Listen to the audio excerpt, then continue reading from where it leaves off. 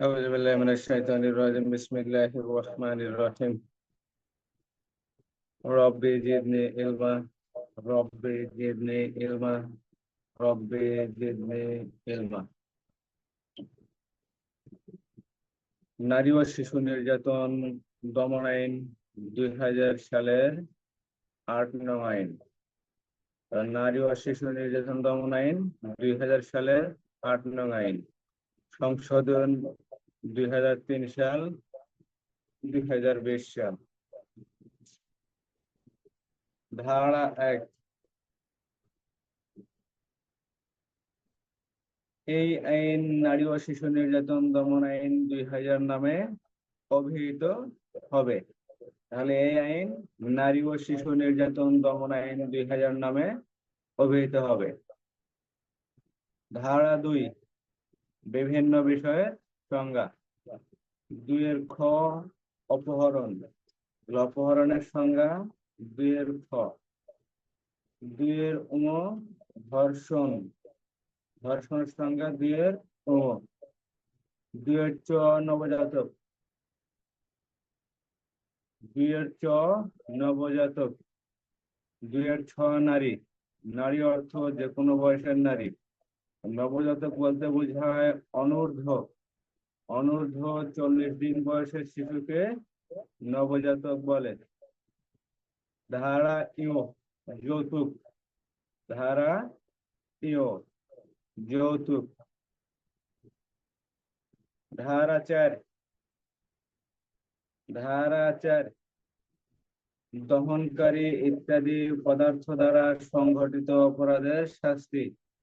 অর্থাৎ ক্ষয়কারী, দহনকারী বিষাক্ত পদার্থ দ্বারা যে সকল অপরাধের সৃষ্টি হয় সেই অপরাধের শাস্তি 4 ধারায়। নারী ও শিশু নির্যাতন আইনের 4 ধারা। 4-এর 1, যদি কোনো ব্যক্তি ক্ষয়কারী, দহনকারী বা বিষাক্ত পদার্থ দ্বারা কোনো নারী বা শিশুর মৃত্যু ঘটায় অথবা মৃত্যু ঘটানোর চেষ্টা করে, তাহলে তিনি মৃত্যুদণ্ড, যাবজ্জীবন সশ্রম কারাদণ্ড ও অতিরিক্ত 1 লক্ষ টাকা অর্থদণ্ড হবে।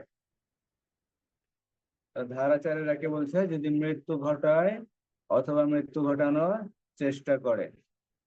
ধারা 4-এর 2-এর ক, যদি কোনো ব্যক্তি ক্ষয়কারী, দহনকারী বা বিষাক্ত পদার্থ দ্বারা কোনো নারী বা শিশুকে এমন ভাবে আহত করে যার ফলে উক্ত নারী বা শিশুর দৃষ্টিশক্তি, শ্রবণ শক্তি, মুখমণ্ডল, স্তন বা যৌনাঙ্গ বিকৃত হয় বা নষ্ট হয়, তাহলে ওই ব্যক্তির শাস্তি হবে মৃত্যুদণ্ড, যাবজ্জীবন সশ্রম কারাদণ্ড ও অতিরিক্ত 1 লক্ষ টাকা অর্থদণ্ড। ধারা 4 বললাম যদি মৃত্যু ঘটায় অথবা মৃত্যু ঘটানোর চেষ্টা করে। আর ধারা 4-এর 2 বললাম বিশেষ বিশেষ অঙ্গ, শ্রবণ শক্তি, দৃষ্টিশক্তি, মুখমণ্ডল, স্তন বা যৌনাঙ্গ, এগুলো যদি নষ্ট করে বা বিকৃত করে তাহলে তার শাস্তি হবে মৃত্যুদণ্ড, যাবজ্জীবন সশ্রম কারাদণ্ড এবং অতিরিক্ত 1 লক্ষ টাকা অর্থদণ্ড। ধারা 4-এর 2-এর খ, এখানে বলা হয়েছে ওই একই পদার্থ নিক্ষেপ করে যদি কোনো ব্যক্তি নারী বা শিশুর অঙ্গহানি করে বা গ্রন্থির বিকৃত ঘটায় বা নষ্ট করে অথবা শরীরে আঘাত প্রদান করে, তাহলে তার শাস্তি হবে অনধিক 14 বছর, অনূন্য 7 বছর এবং 50,000 টাকা অর্থদণ্ড। তাহলে 4-এর আগে বললাম মৃত্যু ঘটায় বা মৃত্যু ঘটানোর চেষ্টা করে। 4-এর 2 বললাম বিশেষ অঙ্গগুলার যদি কেউ ক্ষতি করে। 4-এর 2-এর ক্ষতে বললাম যদি কোনো অঙ্গ বা গ্রন্থির ক্ষতি করে বা নষ্ট করে বা বিকৃত করে অথবা শরীরে আঘাত প্রদান করে তাহলে তার শাস্তি। ধারা 4-এর 3, যদি কোনো ব্যক্তি ক্ষয়কারী, দহনকারী বিষাক্ত পদার্থ কোনো নারী বা শিশুর উপর নিক্ষেপ করে বা নিক্ষেপ করার চেষ্টা করে, এখানে আঘাতও করে নাই, কিছুই করে নাই, এই নিক্ষেপ বা নিক্ষেপ করার চেষ্টার ফলে যদি উক্ত নারী বা শিশুর শারীরিক, মানসিক অথবা অন্য কোনো যদি ক্ষতি নাও হয়, অর্থাৎ এই নিক্ষেপ করে বা নিক্ষেপের শুধু চেষ্টা করলেই অপরাধ হবে, এখানে কোনো ক্ষতি হওয়া লাগবে না, যে শারীরিক ক্ষতি হওয়া লাগবে অথবা মানসিক ক্ষতি হওয়া লাগবে। ক্ষতি হলে তো 4-এর 2-এর ক আর 2-এর খতে বর্ণনায় করা আছে। এই এই ধারায় 4-এর 3-এ কোনো ক্ষতি হওয়া লাগবে না, শুধু নিক্ষেপ করবে অথবা নিক্ষেপের চেষ্টা করবে, তাহলেই অপরাধ হবে। শাস্তি হবে সর্বোচ্চ 7 বছর, সর্বনিম্ন 3 বছর সশ্রম কারাদণ্ড এবং 50,000 টাকা অর্থদণ্ড। 4-এর 4, অত্র ধারা অনুযায়ী দণ্ডিত ব্যক্তির নিকট হতে বা তার বিদ্যমান সম্পত্তি হতে অথবা তার বিদ্যমান সম্পত্তি হতে যদি আদায় করা সম্ভব না হয়, তিনি যদি মারা যান, তাহলে তার রেখে যাওয়ার সম্পদ হতে অর্থ আদায় করে ক্ষতিগ্রস্ত ব্যক্তিকে বা ক্ষতিগ্রস্ত ব্যক্তি যদি মারা যায়, তার আইনানুগ উত্তরাধিকারীকে প্রদান করতে হবে। ধারা 4-এর 4। ধারা 7, নারী ও শিশু অপহরণের শাস্তি। ধারা 8, মুক্তিপণ আদায়ের শাস্তি। মুক্তিপণ আদায়ের শাস্তি। অপহরণ কত? সংজ্ঞা ধারা 2-এর খ। ধারা 2-এর খ অপহরণ। আর অপহরণের শাস্তি ধারা 7। ধারা 8, মুক্তিপণ আদায়ের শাস্তি। ধারা 9, ধর্ষণ, ধর্ষণ জনিত কারণে মৃত্যু ইত্যাদি শাস্তি। ধারা 9-এর 1, যদি কোনো পুরুষ কোনো নারী বা শিশুকে ধর্ষণ করে, তাহলে তার শাস্তি হবে মৃত্যুদণ্ড বা যাবজ্জীবন সশ্রম কারাদণ্ড এবং অতিরিক্ত অর্থদণ্ড। তাহলে ধারা 9-এর 1-এ শুধু ধর্ষণ করবে। ধারা 9-এর 2, যদি কোনো ব্যক্তি বা যদি কোনো পুরুষ কোনো নারী বা শিশুকে ধর্ষণ এবং তার অন্য কোনো কার্যকলাপের জন্য ধর্ষণের শিকার নারী বা শিশুর মৃত্যু ঘটে, তাহলে তার শাস্তি হবে মৃত্যুদণ্ড, যাবজ্জীবন সশ্রম কারাদণ্ড এবং 1 লক্ষ টাকা অর্থদণ্ড। ধারা 9-এর 1-এ শুধু ধর্ষণ, ধারা 9-এর 2, ধর্ষণ করে মৃত্যু ঘটানো। ধারা 9-এর 3, দলবদ্ধভাবে যদি কোনো নারী বা শিশুকে ধর্ষণ করে, তাহলে উক্ত ধর্ষণের শিকার নারী বা শিশুর মৃত্যু ঘটে অথবা মৃত্যু না ঘটে, আহত হয়, তাহলে ওই দলের প্রত্যেক সদস্য মৃত্যুদণ্ড, যাবজ্জীবন সশ্রম কারাদণ্ড এবং অতিরিক্ত 1 লক্ষ টাকা অর্থদণ্ড হবে। ধারা 9-এর 1, শুধু ধর্ষণ। 9-এর 2-এ ধর্ষণের পরে অন্যবিধ কার্যকলাপের জন্য মৃত্যু ঘটে।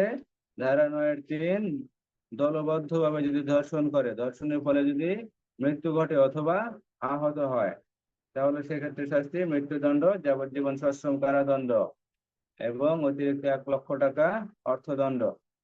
ধারা 9-এর 4-এর ক, যদি কোনো ব্যক্তি কোনো নারী বা শিশুকে ধর্ষণ করে মৃত্যু ঘটানোর চেষ্টা করে বা আহত করার চেষ্টা করে, তাহলে তার শাস্তি হবে মৃত্যুদণ্ড, যাবজ্জীবন সশ্রম কারাদণ্ড এবং অতিরিক্ত অর্থদণ্ড। তাহলে 4-এর কতে বলছে ধর্ষণ করার পর মৃত্যু ঘটানোর চেষ্টা করে বা আহত করার চেষ্টা করে, ঠিক আছে, মেরে ফেলার চেষ্টা করে বা আহত করার চেষ্টা করে। এখানে চেষ্টা, এখানে 9-এর 4 উপধারায় ক এবং খতে শুধু চেষ্টার কথা বলা আছে। 4-এর কতে বলা আছে ধর্ষণের পর মেরে ফেলার চেষ্টা করে বা আহত করার চেষ্টা করে, আর 4-এর খতে বলা আছে কোন নারী বা শিশুকে ধর্ষণ করার চেষ্টা করে, দুইটাই চেষ্টা। তাহলে ধারা 9-এর 1, যদি কোনো ব্যক্তি, যদি কোনো পুরুষ কোনো নারী বা শিশুকে ধর্ষণ করে। 9-এর 2, ধর্ষণ করার পর অন্যবিধ কার্যকলাপের জন্য যদি মৃত্যু ঘটে। 9-এর 3, দলবদ্ধভাবে যদি ধর্ষণ করে, এখানে ধর্ষণের ফলে যদি মৃত্যু হয় অথবা আঘাতপ্রাপ্ত হয়, তাহলে তাদের শাস্তি মৃত্যুদণ্ড, যাবজ্জীবন সশ্রম কারাদণ্ড এবং অতিরিক্ত 1 লক্ষ টাকা অর্থদণ্ড। ধারা 9-এর 4, চেষ্টা করা। দুইটা বিষয় চেষ্টা করা, একটা বিষয় ধর্ষণের পর যদি মেরে ফেলার চেষ্টা করে বা আহত করার চেষ্টা করে, আর একটা বিষয় ধর্ষণের চেষ্টা করে, ধর্ষণের জন্যই যদি কেউ চেষ্টা করে তাহলে তার শাস্তি হবে অনধিক 10 বছর, অনন্য 5 বছর এবং অতিরিক্ত অর্থদণ্ড। ধারা 9-5, যদি পুলিশ হেফাজতে থাকাকালীন সময় কোন নারী ধর্ষণের শিকার হন তাহলে যারা দায়িত্বরত থাকা অবস্থায় বা যাদের হেফাজতে থাকাকালীন ধর্ষণ সংঘটিত হয়েছে সেই সকল ব্যক্তি যদি ভিন্ন রূপ প্রমাণিত না হয় তাহলে প্রত্যেকেই দায়িত্বে ব্যর্থতার জন্য, হেফাজতের দায়িত্বের ব্যর্থতার জন্য সর্বোচ্চ 10 বছর, নিম্নে 5 বছর সশ্রম কারাদণ্ড এবং অতিরিক্ত 10,000 টাকা অর্থদণ্ড হবে।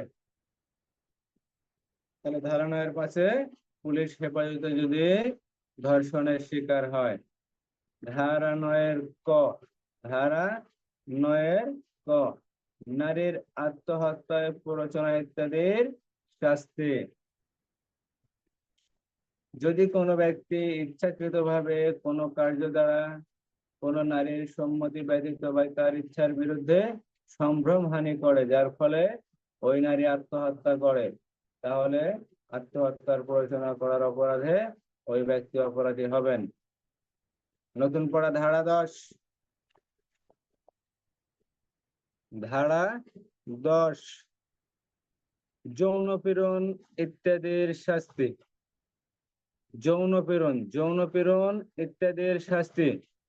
যদি কোনো ব্যক্তি ইচ্ছাকৃতভাবে কোনো কার্য দ্বারা কোনো নারীর সম্মতি ব্যতীত বা তার ইচ্ছার বিরুদ্ধে সম্ভ্রমহানি করে যার ফলে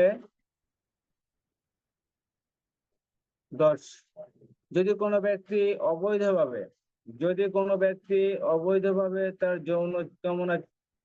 যৌন কামনা চরিতার্থ করার জন্য কোনো নারীর শরীরের কোনো অংশ বা বস্তু দ্বারা কোনো নারীর বা শিশুর যৌনাঙ্গ বা অন্য কোনো অঙ্গ স্পর্শ করে তাহলে ওই ব্যক্তি যৌন পীড়ন অপরাধের জন্য অপরাধী হবে।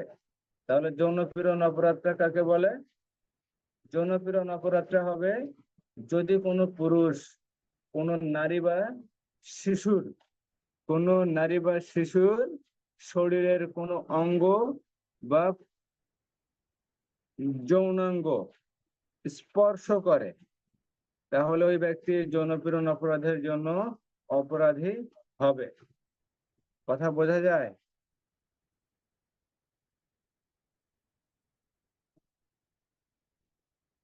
জি স্যার। ধারা 10, যৌন পীড়ন অর্থ কি? যদি কোনো পুরুষ তার শরীরের কোনো অঙ্গ দ্বারা, মনে করেন হাত, পা অথবা অন্য কোনো বস্তু দ্বারা কোনো নারী বা শিশুর যৌনাঙ্গ বা অন্য কোনো অঙ্গ স্পর্শ করে তাহলে ওই ব্যক্তি যৌন পীড়ন অপরাধের জন্য অপরাধী হবে। ধারা 10 বলছে যদি কোনো ব্যক্তি অবৈধভাবে তার যৌন কামনা অর্থাৎ ওই ব্যক্তির যৌন কামনা চরিতার্থ করার জন্য তার শরীরের কোনো অঙ্গ বা বস্তু দ্বারা, তার শরীরের কোনো অঙ্গ, হাত পা অথবা অন্য কোনো অঙ্গ দ্বারা কোনো নারী বা শিশুর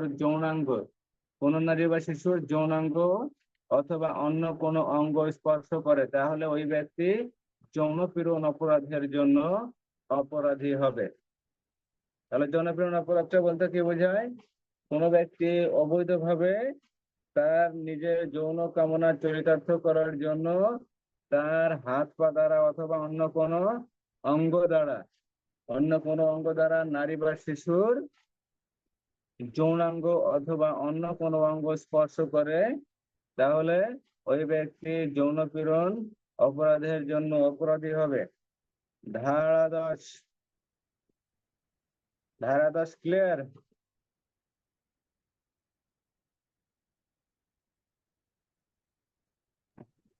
জি স্যার।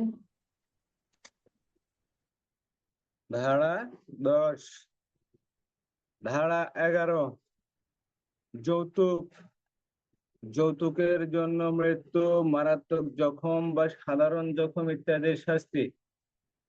অর্থাৎ যৌতুক সংক্রান্ত বিভিন্ন অপরাধের শাস্তি। যদি কোনো নারীর স্বামী বা স্বামীর পিতামাতা অথবা স্বামীর পক্ষে অন্য কোনো ব্যক্তি যৌতুকের জন্য মৃত্যু, মারাত্মক জখম বা সাধারণ জখম করে, তাহলে তার শাস্তি হবে নিম্নরূপ।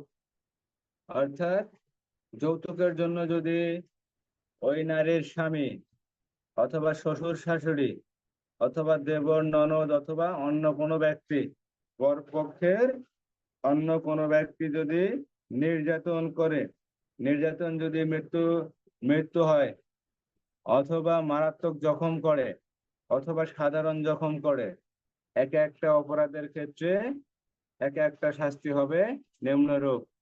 ধারা 11 ক, মৃত্যু ঘটানোর জন্য মৃত্যুদণ্ড বা মৃত্যু ঘটানোর চেষ্টার জন্য যাবজ্জীবন কারাদণ্ড এবং উভয় ক্ষেত্রে অতিরিক্ত অর্থদণ্ড।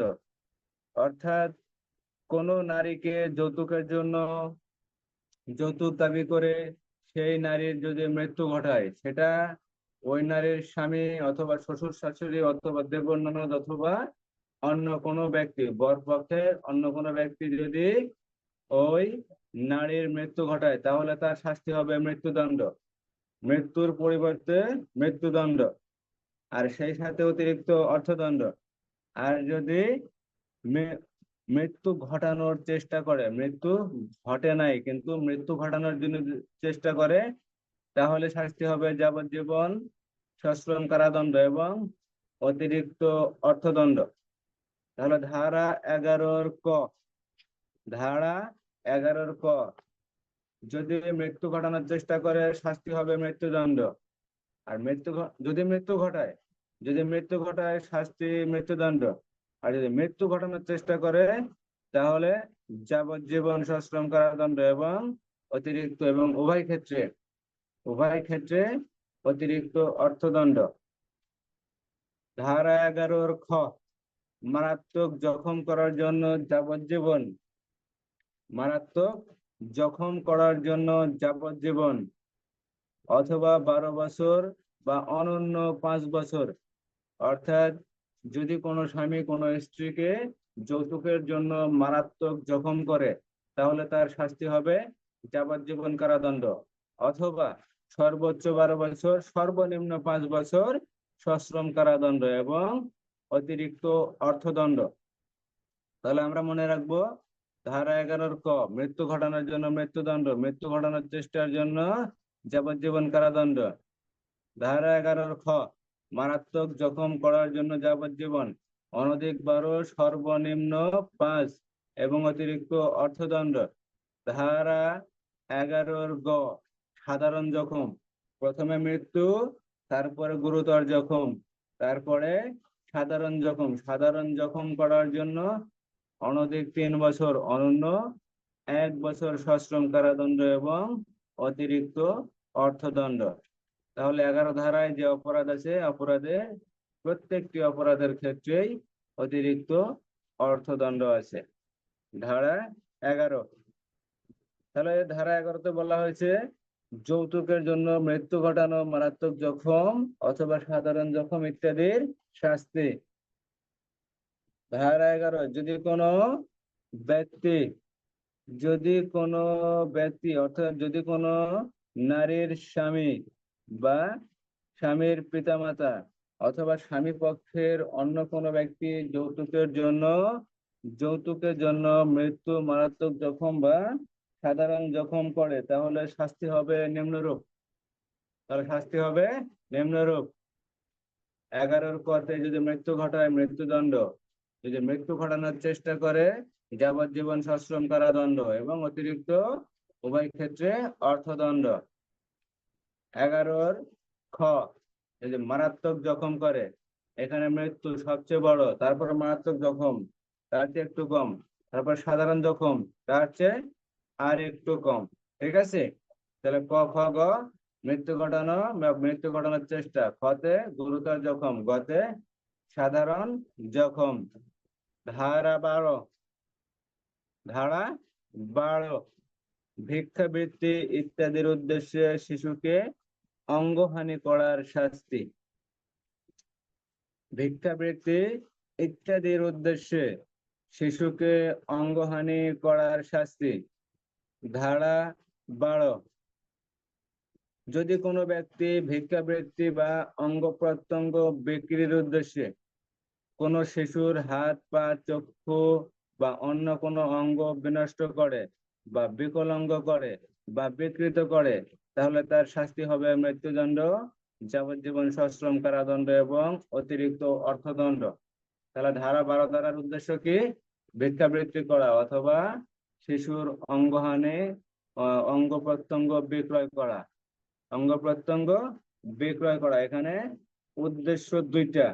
প্রথম উদ্দেশ্য ভিক্ষাবৃত্তি, আর দ্বিতীয় উদ্দেশ্য অঙ্গ প্রত্যঙ্গ বিক্রি করা। তাহলে ধারা 12, যদি কোনো ব্যক্তি ভিক্ষাবৃত্তি বা অঙ্গ প্রত্যঙ্গ বিক্রির উদ্দেশ্যে কোনো শিশুর হাত, পা, চক্ষু বা অন্য কোনো অঙ্গ বিনষ্ট করে, বিকৃত করে বা নষ্ট করে, তাহলে তার শাস্তি হবে মৃত্যুদণ্ড, যাবজ্জীবন সশ্রম কারাদণ্ড এবং অতিরিক্ত অর্থদণ্ড।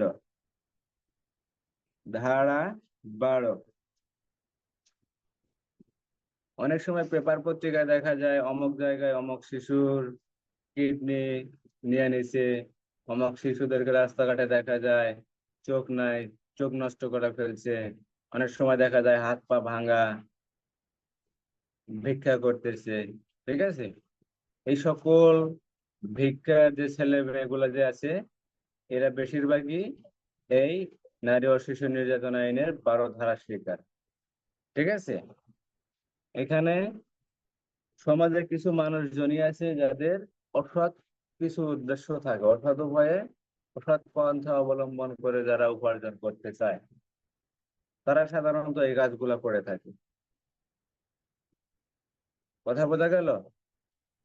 এখানে জেলা শহর গুলাতে খুব একটা দেখা যায় না, কিন্তু ঢাকা শহরে এগুলা বিভিন্ন সময় দেখা যায়, যে হাত ভাঙা, পা ভাঙা, চোখ নাই। ধারা 12-তে বলা হয়েছে, যদি কোনো ব্যক্তি ভিক্ষাবৃত্তি অথবা অঙ্গ প্রত্যঙ্গ বিক্রি করার উদ্দেশ্যে কোনো শিশুর অঙ্গহানি করে বা বিকলাঙ্গ করে বা বিকৃত করে, তাহলে তার শাস্তি হবে মৃত্যুদণ্ড, যাবজ্জীবন সশ্রম কারাদণ্ড এবং অর্থদণ্ড। তাহলে ধারা 10, যৌন পীড়ন। যদি কোনো ব্যক্তি তার নিজের যৌন কামনা চরিতার্থ করার জন্য অবৈধভাবে তার অঙ্গ প্রত্যঙ্গ বা অন্য কোনো বস্তু দ্বারা কোনো নারী বা শিশুর যৌনাঙ্গ বা অন্য কোনো অঙ্গ স্পর্শ করে, তাহলে তিনি যৌন পীড়ন করেছেন বলে গণ্য হবে। এক্ষেত্রে তার শাস্তি হবে অনধিক 10 বছর, অনন্য 3 বছর সশ্রম কারাদণ্ড এবং অতিরিক্ত অর্থদণ্ড। ধারা 11, যৌতুকের জন্য মৃত্যু ঘটানো, মারাত্মক জখম এবং সাধারণ জখমের শাস্তি। ধারা 11 ক, যদি মৃত্যু ঘটায় শাস্তি মৃত্যুদণ্ড, যদি মৃত্যু ঘটানোর চেষ্টা করে তাহলে শাস্তি যাবজ্জীবন সশ্রম কারাদণ্ড এবং অতিরিক্ত অর্থদণ্ড। 11 খ, মারাত্মক জখম পড়লে শাস্তি হবে 12 বছর, অনন্য 5 বছর এবং অতিরিক্ত অর্থদণ্ড। যদি সাধারণ জখম করে তাহলে সর্বোচ্চ 3, সর্বনিম্ন 1 বছর সশ্রম কারাদণ্ড এবং অতিরিক্ত অর্থদণ্ড। ধারা 12, ভিক্ষাবৃত্তি ইত্যাদির উদ্দেশ্যে শিশুকে অঙ্গহানি করার শাস্তি। ভিক্ষাবৃত্তি ইত্যাদির উদ্দেশ্যে, অর্থাৎ 12 ধারার উদ্দেশ্য দুইটি। যদি কোনো ব্যক্তি ভিক্ষাবৃত্তি অথবা অঙ্গ প্রত্যঙ্গ বিক্রির উদ্দেশ্যে কোনো শিশুর হাত, পা, চক্ষু বা অন্য কোনো অঙ্গ যেমন কিডনি হতে পারে। ঠিক আছে, হাত, পা, চক্ষু, কিডনি বা অন্য কোনো অঙ্গ যদি বিনষ্ট করে, বিকলাঙ্গ করে বা বিকৃত করে, ঠিক আছে, তাহলে তার শাস্তি হবে মৃত্যুদণ্ড, যাবজ্জীবন সশ্রম কারাদণ্ড এবং অতিরিক্ত অর্থদণ্ড। ধারা 12, ধারা 10, 11, 12 কোনো সমস্যা আছে?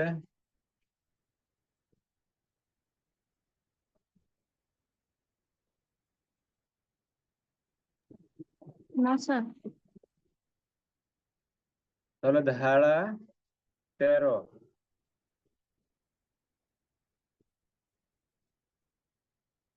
ধর্ষণের ফলশ্রুতিতে জন্মলাভকারী শিশুর বিধান। ধর্ষণের ফলশ্রুতিতে জন্মলাভকারী শিশুর বিধান।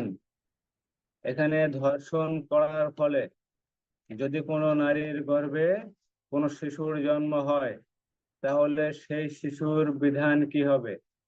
সেই জন্মলাভকারী শিশুর বিধান কি হবে তা 13 ধারায় বিস্তারিত বর্ণনা করা হয়েছে। ধারা 13-1, ধর্ষণের কারণে কোনো শিশু জন্মলাভ করলে তার বিধান হবে নিম্নরূপ।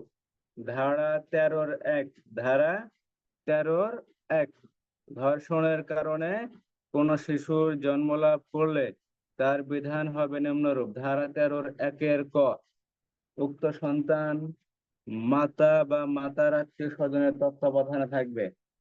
অর্থাৎ ধর্ষণের ফলে যে নারীর গর্ভে ওই শিশুর জন্ম হয়েছে, জন্ম লাভের পরে ওই শিশু মাতা অথবা তার নানা নানি অথবা খালাদের কাছে থাকবে।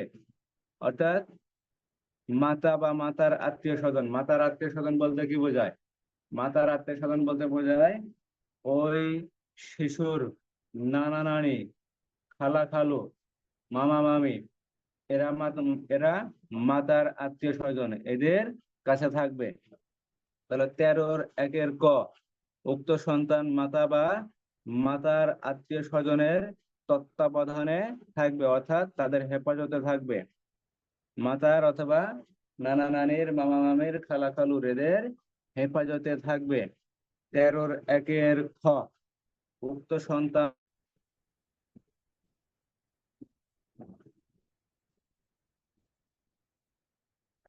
13-1 খ, উক্ত সন্তান পিতা ও মাতা উভয়ের পরিচয়ে পরিচিত হবে। অর্থাৎ ধর্ষণের ফলে জন্মলাভকারী কোনো শিশু তার মাতা ও পিতা উভয়ের পরিচয়ে পরিচিত হবে। 13-1 খ, 13-1 ক, উক্ত সন্তান মাতা অথবা মাতার যে আত্মীয় স্বজন তাদের তত্ত্বাবধানে থাকবে।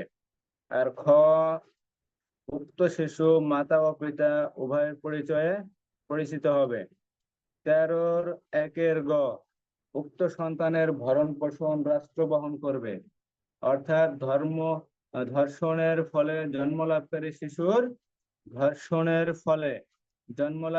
শিশুর ভরণ পোষণ রাষ্ট্র বহন করবে। 13-1 গ, 13-1 গ, 13-1 ঘ, উক্ত সন্তানের ভরণ পোষণ 21 বছর পূর্ণ না হওয়া পর্যন্ত প্রদেয় হবে।